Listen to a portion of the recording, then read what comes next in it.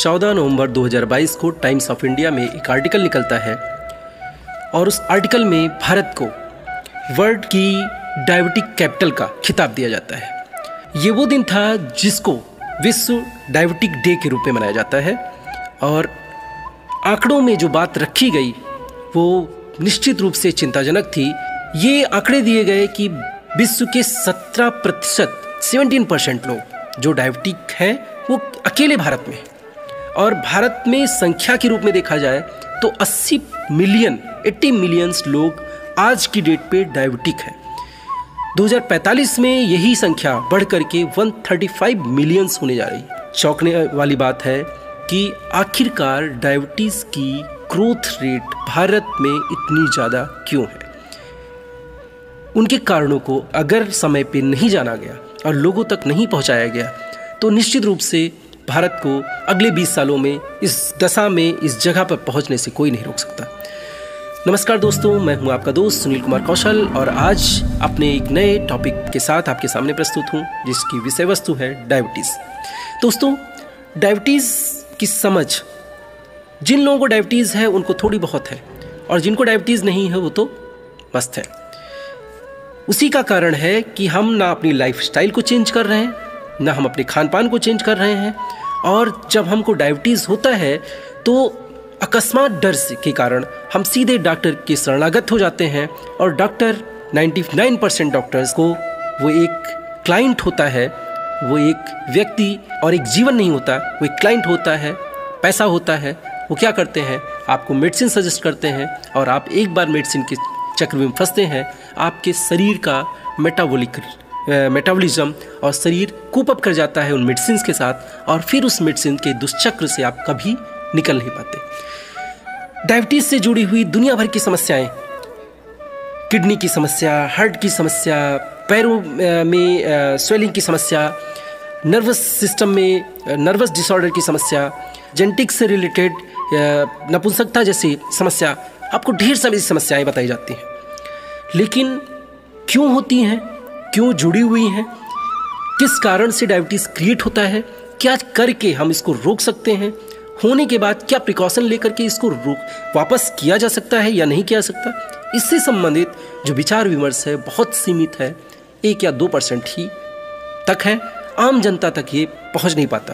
ये डिस्कशन होता भी है तो सेमिनार्स में होता है, मेडिकल डिपार्टमेंट के बीच में होता है। इसीलिए ज़रूरत पड़ी कि एक नॉन मेडिको के रूप में मैं आपके सामने सामान्य भाषा में बात कर सकूं, आपको बता सकूं कि डायबिटीज़ पैदा कैसे होता है और किस हद तक इसको हम अपनी लाइफस्टाइल चेंजेस, डाइटरी चेंजेस के माध्यम से रोक सकते हैं। दोस्तों, इस बात को समझने के लिए पहले प्रोसेस समझते हैं। जब हम भोजन करते हैं तो उसका जो कार्बोहाइड्रेट है वो हमारे पेट में पहुंचता है, टूटता है और उसके बाद वो पहुंचता है हमारी छोटी आंत में। छोटी आंत में कार्बोहाइड्रेट शुगर के रूप में, सुक्रोज के रूप में एब्जॉर्ब होता है, ग्लूकोज में कन्वर्ट होता है और ग्लूकोज पहुंचता है अब हमारे ब्लड स्ट्रीम में। स्मॉल इंटेस्टाइन यानी छोटी आंत से वो ब्लड में पहुंचता है, ब्लड में ग्लूकोज फॉर्म में पहुंचता है और इसी कारण भोजन के बाद आपके ब्लड का ग्लूकोज लेवल बढ़ जाता है, ब्लड शुगर बढ़ा होता है। अब जैसे ही ब्लड शुगर बढ़ता है हमारे शरीर में पेनक्रियास, अमाशय तुरंत सिग्नल देता है और इंसुलिन सिक्रेट होता है। इंसुलिन का सिक्रेशन अगर हमारी सेल्स को मैसेज दे पाया तो वो शुगर हमारी सेल्स में एब्जॉर्ब होना शुरू हो जाता है और ग्लूकोज का सेलुलर रिस्पिरेशन होता है, जिसे हम श्वसन कहते हैं। ऑक्सीजन जो हमारे लंग्स के माध्यम से हमारे ब्लड में घूम रहा होता है, वो ऑक्सीजन मिल करके उस ग्लूकोज के साथ उसको एनर्जी में तोड़ देता है और हमारे शरीर को ऊर्जा मिलती है। यानी कि ये जो ग्लूकोज है वो हमारे शरीर को चलाने के लिए आवश्यक है। यानी ग्लूकोज अपने आप में कोई बीमारी नहीं है। अगर ग्लूकोज को हटा दिया जाए तो हम चलना फिरना, एनर्जी मिलना हमको बंद हो जाएगा। हमको किसी भी प्रकार की एनर्जी अंततः ग्लूकोज से मिलती है। अब प्रश्न ये है कि बीमारी क्यों? जब ये ग्लूकोज एक्सेस हुआ, यानी हमारी शरीर की, हमारी जो फिजिकल एक्टिविटी है बहुत कम है, तो क्या होगा कि वो ग्लूकोज जितना एनर्जी हमको चाहिए उससे एक्सेस हो गया। एक्सेस होते ही अब क्या होगा, हमारे पेनक्रियास से सिग्नल जाएगा हमारे लीवर को और वहाँ पर ये ग्लूकोज स्टोर हो जाएगा। अब ये स्टोर रहेगा वहाँ पे। कभी भी जब कमी होगी, ब्लड शुगर लेवल हमारा घटता है, तो ग्लाइकोजन को सिग्नल जाता है और वो जो स्टोर्ड ग्लूकोज है वो वापस हमारे ब्लड स्ट्रीम में आ जाएगा और ये बैलेंस चलता रहता है। तो समस्या कहाँ है? समस्या दो जगह है। पहला, फिजिकल एक्टिविटी कम है, यानी एनर्जी की रिक्वायरमेंट कम है, तो ग्लूकोज का इंटेक कम होना चाहिए। इसका मतलब जो भी लोग इनएक्टिव हैं उनको अगर एक्टिव बना दिया जाए तो अपने आप जितना ग्लूकोज वो ले रहे थे उसकी पूरी ज़रूरत उनकी पूरी हो जाएगी और ग्लूकोज स्टोर्ड के फॉर्म में जाएगा ही नहीं। अब दूसरा, इन केस ग्लूकोज स्टोर्ड नहीं हो पाया तो क्या होगा? एक्सेस मात्रा में है, ब्लड स्ट्रीम में है, तो ब्लड स्ट्रीम में घूमता रहेगा। अब जब भी मेज़र किया जाएगा ब्लड शुगर, तो आप पाएंगे डॉक्टर आपको बताएंगे कि आपका ब्लड शुगर बढ़ा हुआ है। आप तुरंत डर जाएंगे, अरे मुझे तो डायबिटीज़ हो गया। आप क्या कहेंगे? डॉक्टर आपको कहेगा, देख लीजिए कुछ दिन भाई, चूँकि आपने अपनी फिजिकल एक्टिविटी तो बढ़ाई नहीं और ग्लूकोज आप उतना ले रहे हैं, यानी कार्बोहाइड्रेट उतना ले रहे हैं, या तो कार्बोहाइड्रेट का इंटेक कम कर दिया होता या फिजिकल एक्टिविटी बढ़ा दी होती, दोनों काम नहीं किया गया, तो ब्लड शुगर आपका बढ़ा रहेगा। डॉक्टर आपको कुछ दिन बाद रिकमेंड करेंगे, भाई दवा खा लो। आप दवा खाने के लिए तैयार हो जाएंगे। प्लीज़ एक बार यहाँ पे रुकिएगा। अब क्या है, आगे का प्रोसेस समझने की कोशिश करते हैं। तत्काल डिसीजन गलत है। ब्लड ग्लूकोज का बढ़ना हर आपके फूडिंग इंटेक के साथ बदलेगा, यानी आज आपका ब्लड ग्लूकोज दूसरा हो सकता है, कल दूसरा हो सकता है, परसों तीसरा हो सकता है। तो अगर आपको कभी ये एक्चुअली जानना है कि आप डायबिटिक हैं या नहीं, इसके आगे का प्रोसेस समझिए। क्या होता है कि अगर आपके ग्लूकोज आपका ब्लड स्ट्रीम में लगातार बना रहा, यानी आपकी रक्त में ग्लूकोज का लेवल लगातार बना रहा, तो अब क्या होगा, वो स्टोर्ड भी नहीं हो रहा है, यूज़ भी नहीं हो रहा है एनर्जी के फॉर्म में, तो उसी में रोटेट हो रहा है। रोटेट होने के क्रम में अब क्या होगा कि जो आरबीसी हीमोग्लोबिन है हमारा, वो उस ग्लूकोज को एब्जॉर्ब करेगा। जैसे ही वो ग्लूकोज को एब्जॉर्ब करेगा हीमोग्लोबिन, तो ग्लाइसिटेट हो जाएगा। अब जो आरबीसी था उस पर ग्लूकोज की परतें चढ़ जाएंगी। जैसे ये होगा, अब आपका जो ग्लूकोज लेवल है वो ब्लड में तो नहीं रहेगा, बट आरबीसी में ग्लूकोज की कोटिंग हो चुकी है। इसको मेजर कैसे करते हैं? एक टेस्ट होता है HbA1c। आप HbA1c को जैसे ही अपने जांच कराएंगे, आप पाएंगे कि इसका लेवल अगर 6.7 के बाद भाग रहा है, यानी 7 है, 7+ है, तो आपको डॉक्टर बताएंगे कि आप डायबिटिक हो चुके हैं। दोस्तों, घबराने की ज़रूरत नहीं है। अगर इस रेंज में भी है, 7 तक भी है, तो अभी आपके पास टाइम है। क्यों? क्योंकि जो ये आरबीसी पर ग्लूकोज की कोटिंग हो रही है, इसे रोका जा सकता है। ये जो कोटिंग है, ये 1 दिन में, 2 दिन में, 3 दिन में नहीं हुई है। आपकी आरबीसी की लाइफ स्पैन जो है, उसकी जीवन प्रत्याशा जो है, वो लगभग 90 डेज़ की है, लगभग 3 महीने की होती है।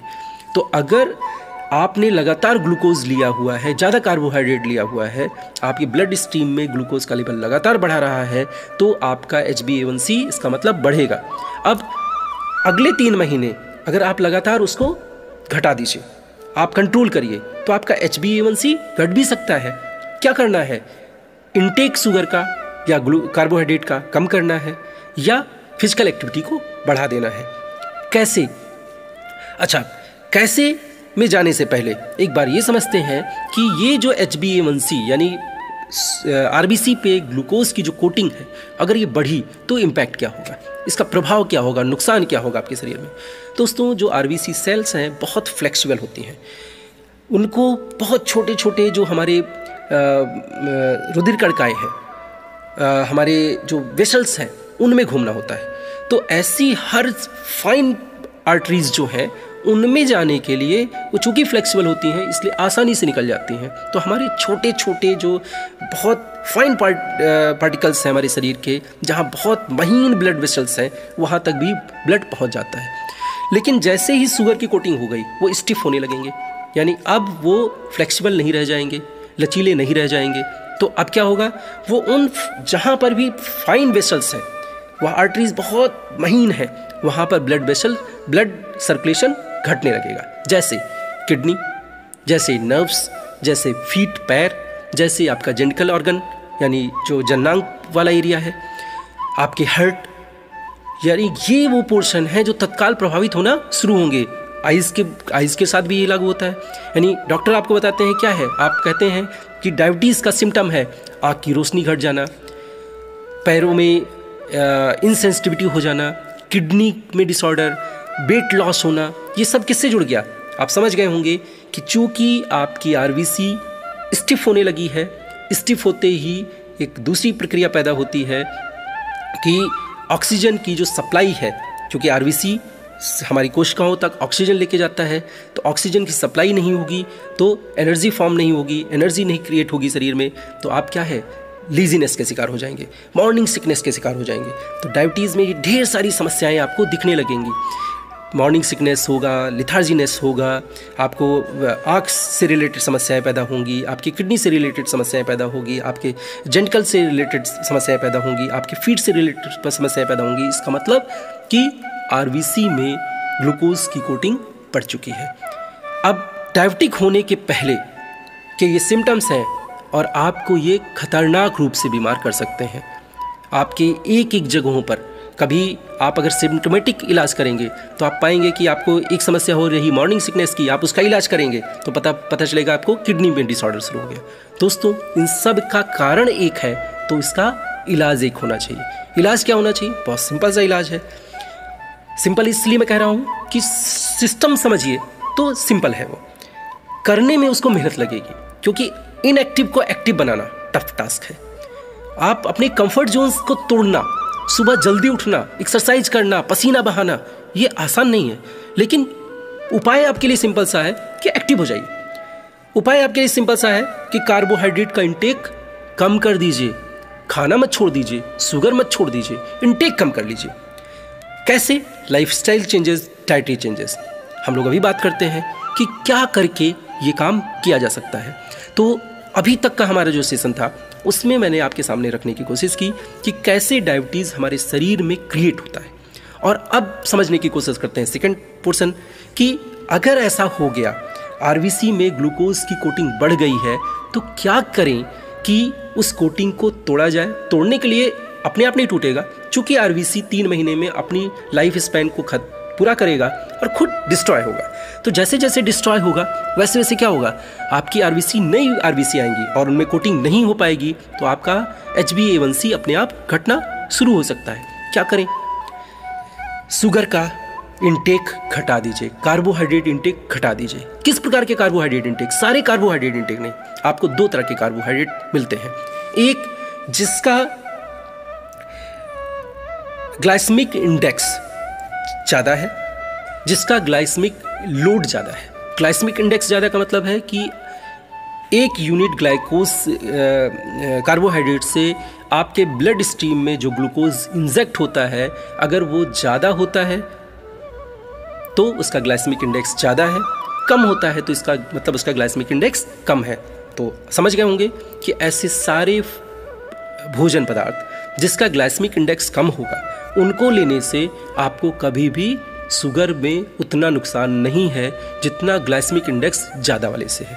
दूसरा, अगर आपका जो भोजन है उसका ग्लाइसेमिक इंडेक्स भी ज़्यादा है और ग्लाइसेमिक लोड भी ज़्यादा है, यानी आपका उस भोजन में कार्बोहाइड्रेट का कंटेंट ज़्यादा है, तो आपको फिर दिक्कत होगी। जैसे आपने एग लिया, उसका कार्बोहाइड्रेट इंटेक ग्लाइसेमिक जो लोड है वो कम है। दूसरी तरफ आपने ब्रेड लिया तो उसका ग्लाइसेमिक लोड ज़्यादा है। तो आप समझ गए होंगे कि आप ऐसे भोज्य पदार्थ करें जिसमें कम ग्लाइसेमिक इंडेक्स हो, कम ग्लाइसेमिक लोड हो। दूसरा, अपनी लाइफ स्टाइल में चेंजेस करें, एक्टिव बनाएं, एक्सरसाइज करें, ताकि आप ज़्यादा से ज़्यादा एनर्जी को यूज़ कर पाइए। ठीक है। तीसरा, आप अपने भोजन को 2 मील अ डे में कन्वर्ट कर दीजिए, यानी कि शाम के भोजन को स्किप करना शुरू कर दीजिए। रीज़न, शाम का जो भोजन आप करते हैं सबसे हेल्दी करते हैं, सबसे भारी करते हैं, जबकि उस दौरान आपकी फिजिकल एक्टिविटी न्यूनतम होती है।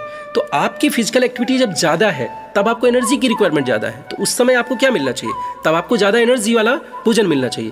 रात में भोजन करके आपको सोना है, 8-9 घंटे आपकी कोई फिजिकल एक्टिविटी नहीं है, ऐसे समय में हैवी भोजन, कार्बोहाइड्रेट का ज़्यादा इंटेक आपको क्या करेगा?